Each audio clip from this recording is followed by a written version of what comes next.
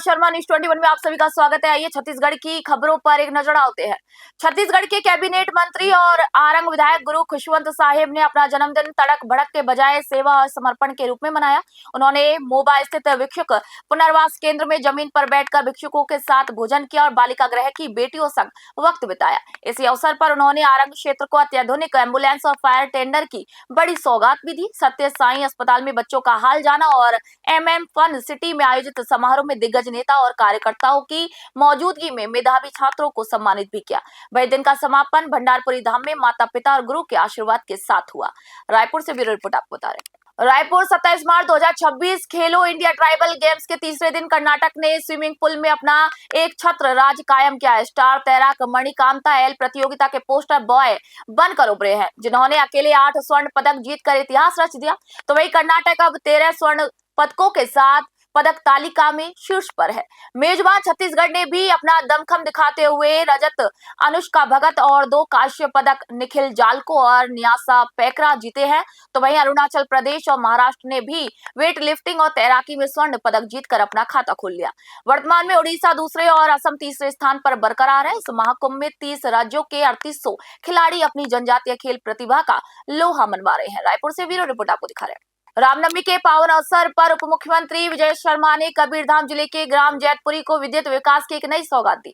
उन्होंने 2.98 करोड़ रुपए की लागत से बनने वाले 3311 केवी नवीन विद्युत उपकेंद्र का भूमि पूजन किया। आपको बता दें कि इस उपकेंद्र में 5 MVA का ट्रांसफार्मर और 3 नए फीडर स्थापित होंगे, जिससे जैतपुरी सहित आसपास के 12 गांवों के 1750 उपभोक्ताओं को लो वोल्टेज और बिजली कटौती से मुक्ति मिलेगी। इस दौरान उप मुख्यमंत्री ने जैतपुरी में 5.20 लाख रुपए के CC रोड निर्माण का भी यहां पर घोषणा करने की मांग की है। आपको बता दें कि वही उन्होंने कहा है कि मुख्यमंत्री विष्णुदेव साय के नेतृत्व में सरकार वनांचल क्षेत्रों तक गुणवत्तापूर्ण बिजली पहुंचाने के लिए प्रतिबद्ध है। इस परियोजना से विशेषकर किसानों को कृषि कार्यों के लिए एक बड़ी राहत मिलेगी। रायपुर से ब्यूरो रिपोर्ट आप देख रहे हैं। पेट्रोल डीजल की कीमतों में दी गई हालिया छूट को लेकर छत्तीसगढ़ भाजपा के दिग्गज नेताओं ने संयुक्त प्रेस ब्रीफिंग की है। उप मुख्यमंत्री अरुण साव, केदार कश्यप, सांसद संतोष पांडे, यशवंत जैन और डॉक्टर नवीन मार्कंडे ने यहां पर एक सुर में कहा कि प्रधानमंत्री मोदी और मुख्यमंत्री विष्णुदेव साय की सरकार आम जनता को महंगाई से राहत देने के लिए पूरी तरीके से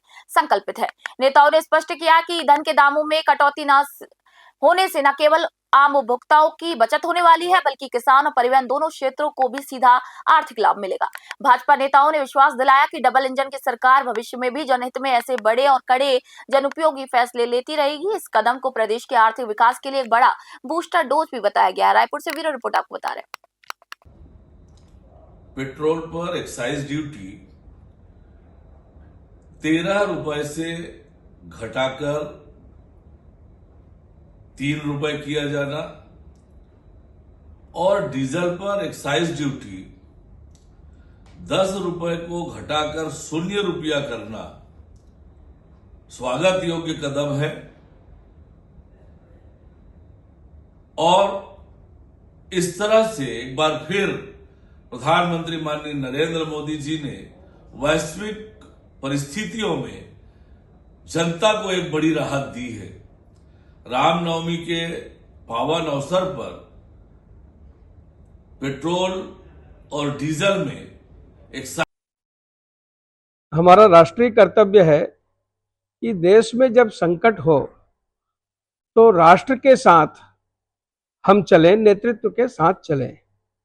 किंतु कई ऐसी विपक्षी पार्टियां रही जो कोरोना और संकट महामारी काल में भी उसको भुनाने का काम किया, किंतु इस समय असफल रहेगी इनकी कोशिशें।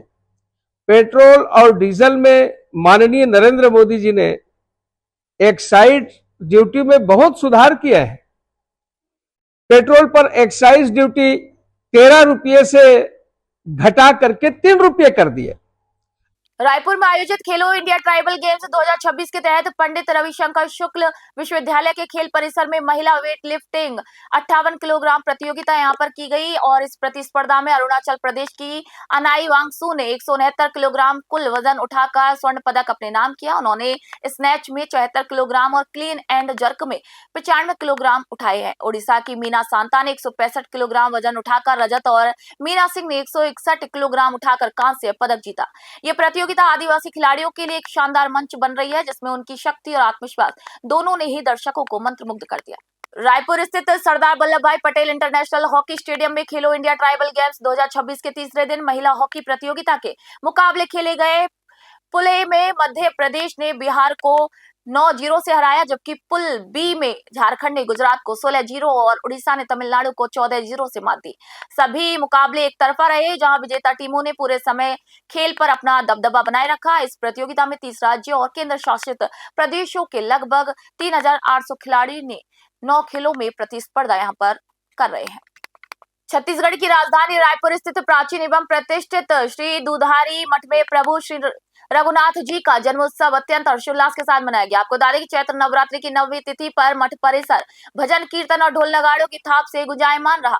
बैंड बाजों की मधुर धुन और भव्य आतिशबाजी ने उत्सव की भव्यता में चार चांद लगा दिए। इस पावन अवसर पर भगवान का अलौकिक स्वर्ण श्रृंगार भी किया गया, जिसके दर्शन हेतु भगवान का जो थे लोग दर्शन करने के लिए जो भगत थे उनका तांता यहाँ पर लग गया। वही श्रद्धालु से दिव्य स्वरूप का भी लाभ एकादशी तिथि तक उठा पाएंगे। मठ के पीठाधीश्वर राजश्री महंत रामसुंदर दास महाराज ने यहाँ पर विधि विधान से पूजन संपन्न कर देशवासियों के सुख समृद्धि की भी यहाँ पर मंगल कामना की है। छत्तीसगढ़ से ब्यूरो रिपोर्ट आपको दिखा रहे हैं। तो छत्तीसगढ़ बुलेटिन में फिलहाल इतना ही। नई अपडेट नई जानकारी के लिए देखते रहिए न्यूज़ 21। मैं निशा शर्मा आप सभी से इजाजत चाहूंगी।